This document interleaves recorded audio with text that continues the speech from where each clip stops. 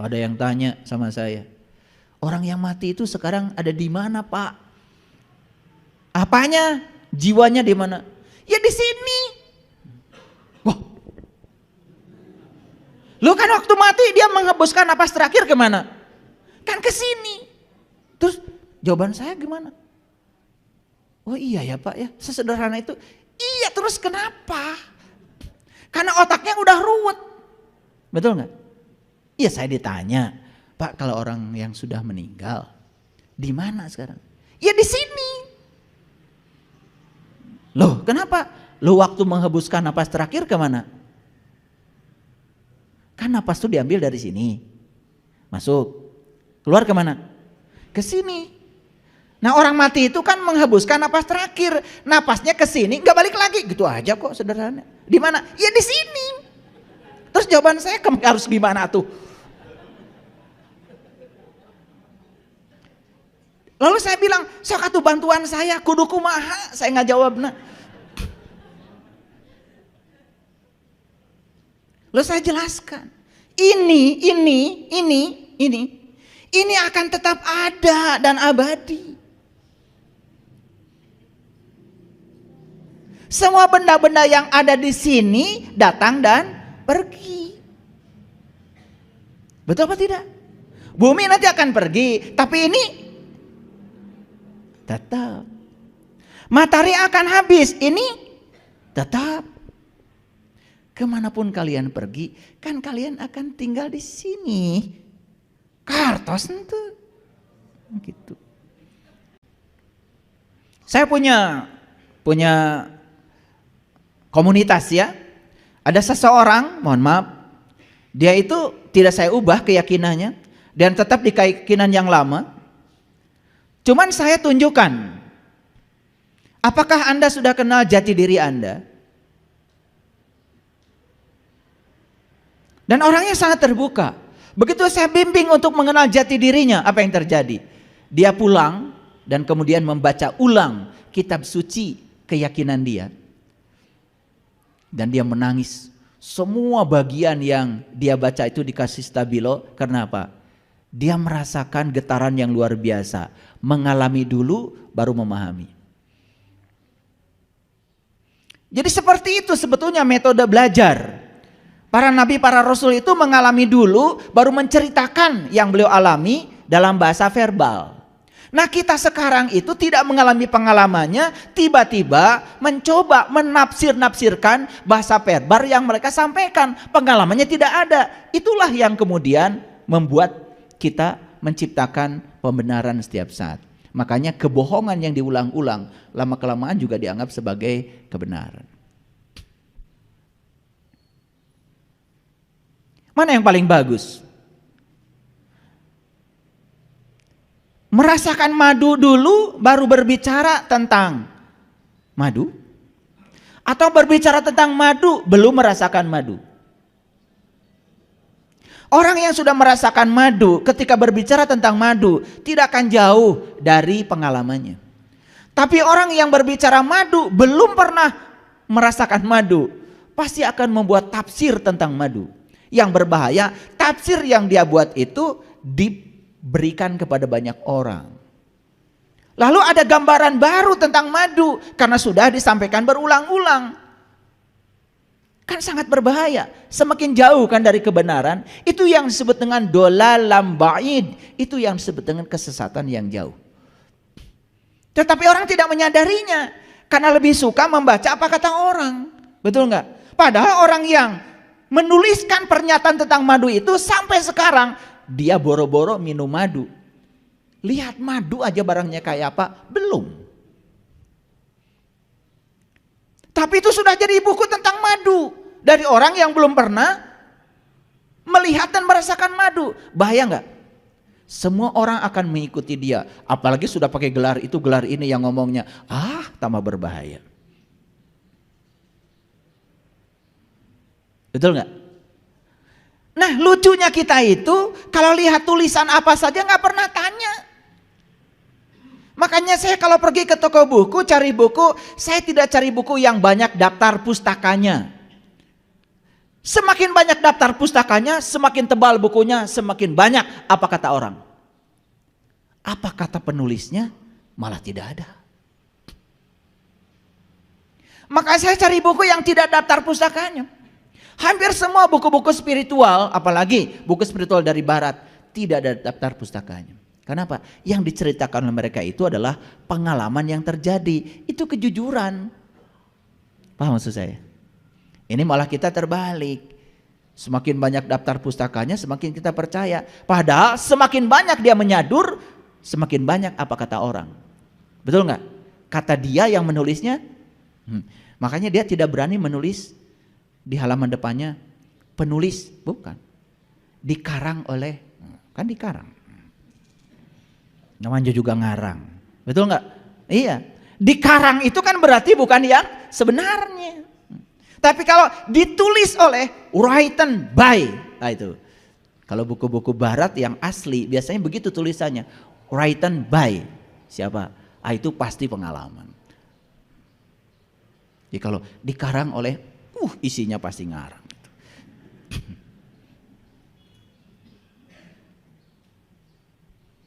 Baik.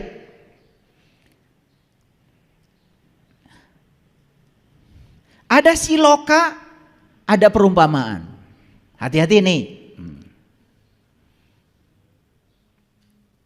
Leluhur kita itu cara mengajarkan sesuatu kepada kita menggunakan bahasa tingkat tinggi, namanya bahasa siloka. Nah, bahasa lainnya adalah perumpamaan. Bahasa Arabnya adalah amsal, misal, itu bahasa Arabnya.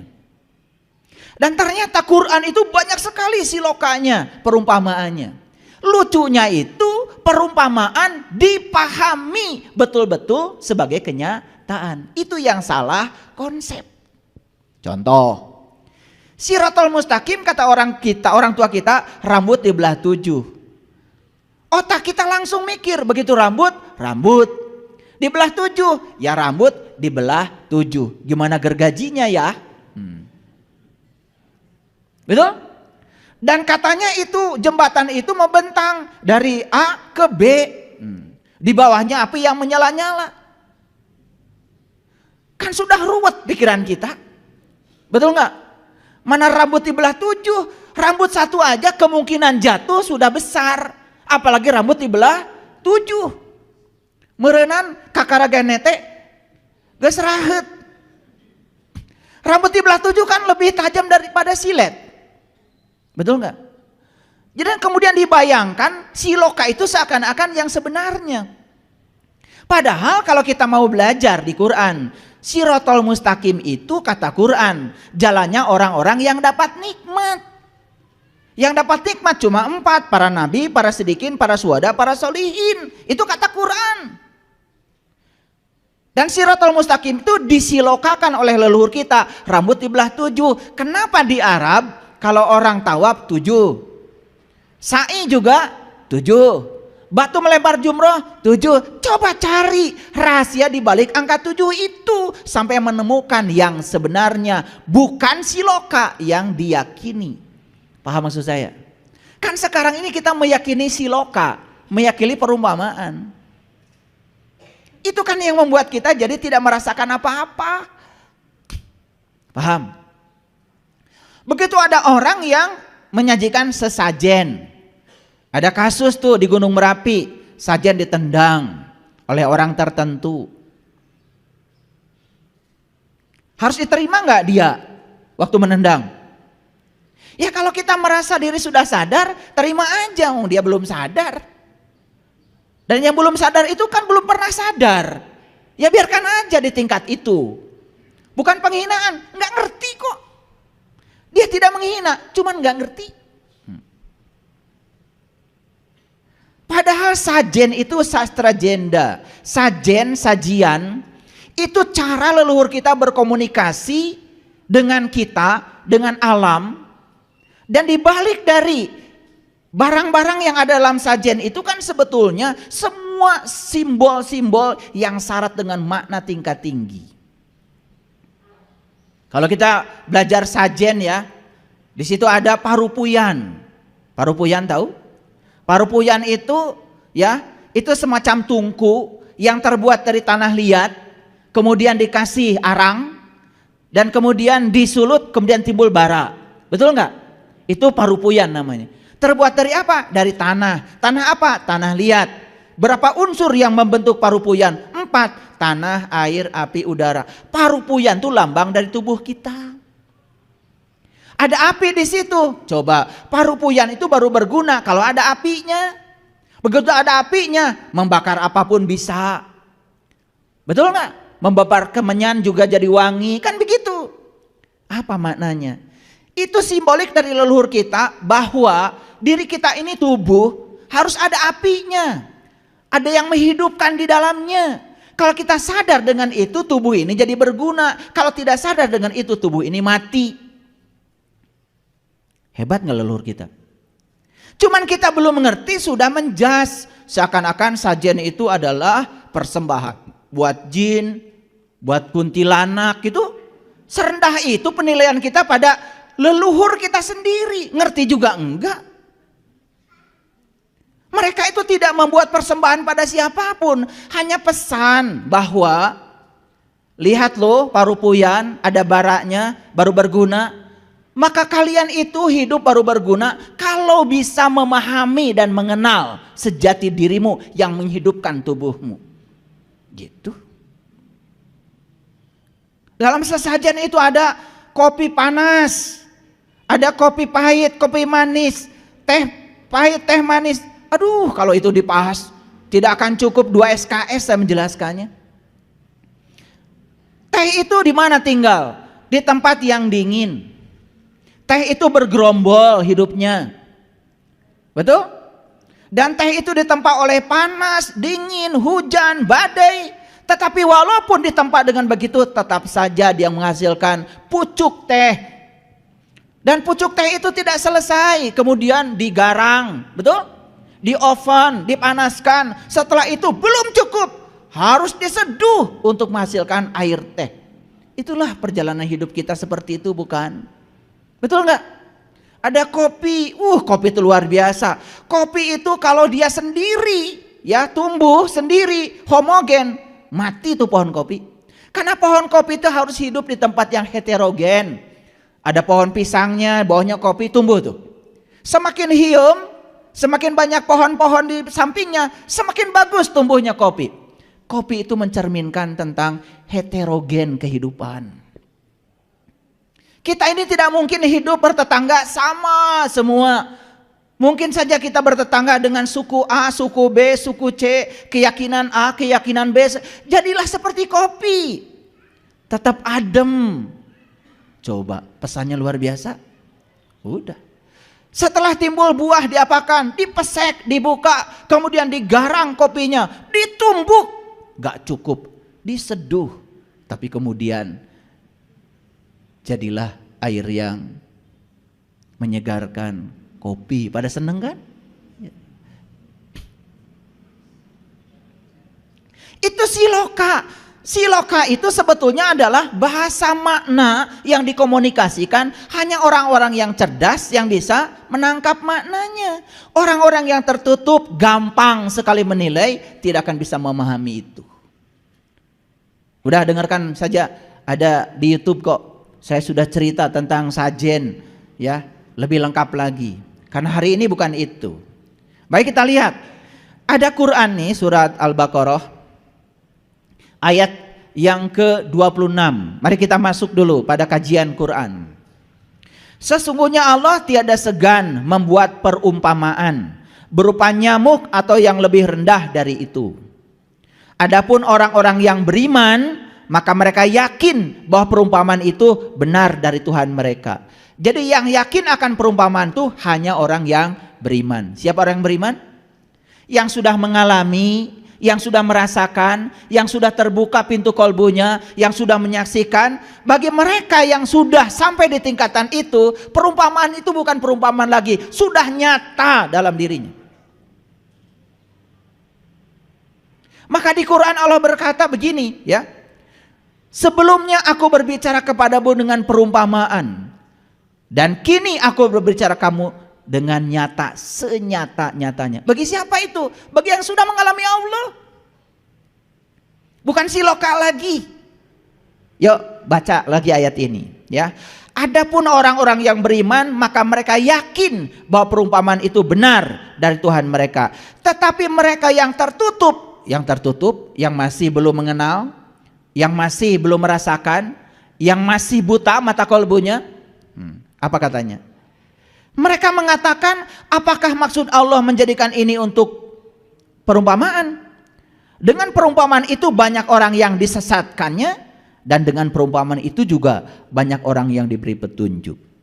Dan tidak ada yang disesatkan oleh Allah kecuali orang-orang yang fasik.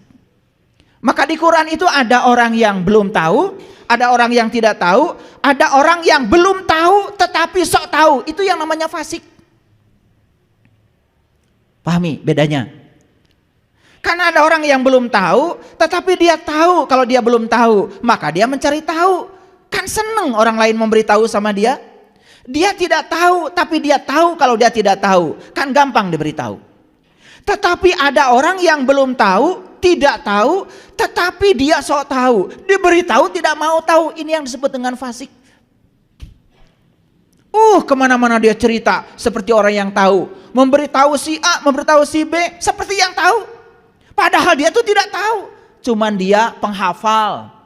Banyak menghafal, banyak baca buku, banyak baca itu baca, tapi pengalaman belum mengalami. Itu yang namanya fasik. Jadi orang fasik itu orang yang tidak tahu, tetapi dia tidak tahu bahwa dia tidak tahu, tapi sok tahu, diberitahu tidak mau tahu. Oleh karena itu Allah mengatakan di ayat ini, perumpamaan ini bagi yang tertutup akan menyesatkan.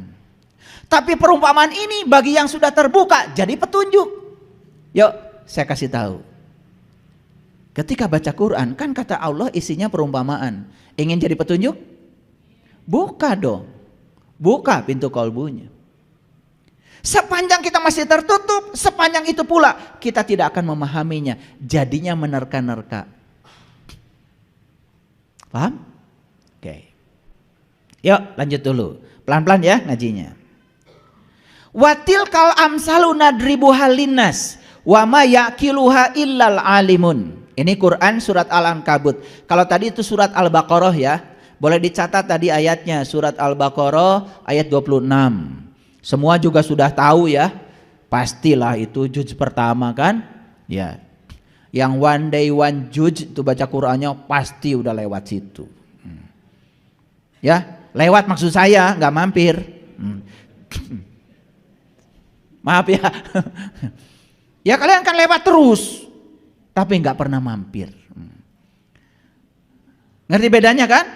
Iya. Ya kalian nggak pernah mampir ya lewat terus, ya. Sebegitu jelas kata Allah, ini perumpamaan akan menyesatkan bagi yang tertutup, tapi akan menjadi petunjuk bagi yang terbuka. Oleh karena itu, kalau ingin dapat petunjuk, yuk terbuka. Jadilah orang yang tidak tahu, tapi tahu kalau kita tidak tahu itu sudah keren. Clear sampai sini? Oke. Ini agak serius kuliah hari ini saya. Lanjut dulu. Watil kal amsalu nadribu halinas. Dan perumpamaan ini kami buat untuk manusia.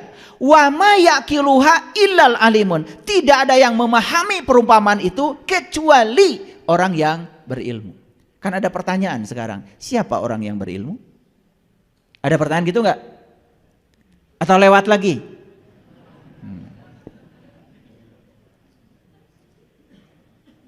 Saya kalau baca apapun gak bisa otak saya itu lewat ya. Saya belajar fisika ya belajar fisika. Kalau ada sesuatu yang saya belum mengerti, saya tuh gak bisa tidur berhari-hari. Jadi saya bersyukur sama Allah dikasih kebiasaan yang semacam itu. Saya kalau belum bisa menjawab itu gak bisa tidur berhari-hari. Beda dengan mahasiswa saya. Begitu tidak mengerti malah tidur berhari-hari. Ini kata mahasiswa ya. Kalau saya tanya, gimana kalau kamu tidak mengerti? Wah, saya mah tidur Pak berhari-hari. Wah, beda dengan saya. Saya kalau tidak mengerti tidak bisa tidur berhari-hari. Jadi saya pernah tidak bisa tidur gara-gara apa? Gara-gara baca Quran surat Al-Waqi'ah. Yang dikatakan di situ, ketika nyawamu sampai di kerongkongan, saat itu seharusnya kamu melihat. Aku lebih dekat kepada kamu. Tapi kebanyakan manusia tidak bisa melihat. Waduh, saya baca ayat itu gak bisa tidur. Saya takut mati. Saya takut mati dalam keadaan tidak bisa melihat. Itu aja.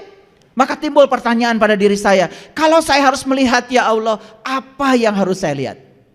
Kalau saya melihat ya Allah, dengan mata mana saya harus melihat? Kalau saya harus melihat, ya Allah, turunkan orang yang bisa mengajarkan saya agar saat itu saya bisa melihat. Itu aja doa saya setiap hari pada Allah. Saya nggak pernah minta rezeki, minta uang, nggak pernah. Saya minta jalan saja agar saya bisa kenal sama Dia. Karena para nabi, para rasul mengajarkannya begitu. Sampai pada Allah mereka merasa cukup dengan Allah. Doanya sederhana, hasbi Allah, hasbi Allah.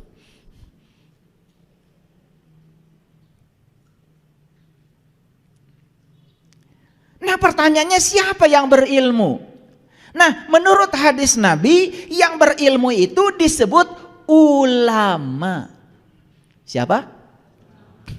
Siapa? Ulama. Pertanyaan berikutnya kan bingung kita, siapa ulama? Apakah yang menggunakan dandan begini, dandan begitu? Gitu. Yang harus berdandan gitu.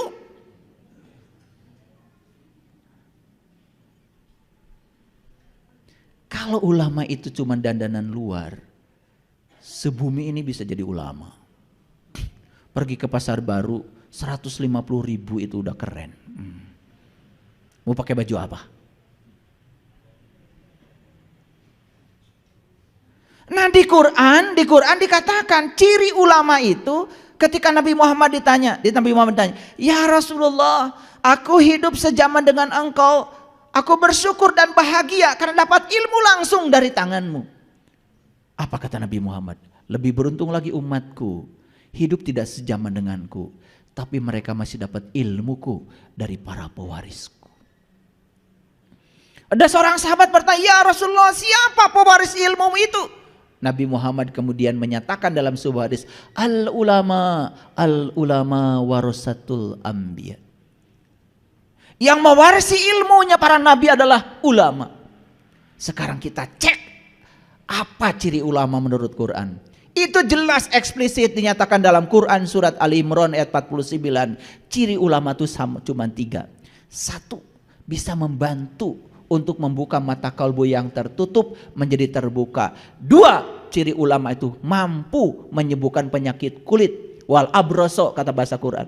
Dan yang ketiga, ciri ulama itu mampu membangkitkan kematian kesadaran kita. Ya cari aja yang kayak gitu. Ini kompetensi, bukan soal saya siapa, saya keturunan siapa, tidak penting. Ini masalah kompetensi, kemampuan. Ini saya bicara kompetensi, jangan-jangan nggak ngerti. Kompetensi itu adalah kepakaran. Kemampuan yang sudah dialami dan bisa diajarkan pada orang lain itu namanya kompetensi. Disebutnya kompetens. Nah orang yang kompeten disebut profesional. Jadi ciri ulama ada berapa menurut Quran? 3, nggak usah diulang. Ya, nanti diulangnya di YouTube karena waktu kita terbatas. Paham sampai sini ya? Nah, tidak ada yang memahami perumpamaan kecuali orang yang diberi ilmu. Orang yang diberi ilmu namanya ulama. Ulama cirinya 3. Cari aja itu. Cari. Dan menurut para leluhur kami ya di tanah Jawa Barat ini,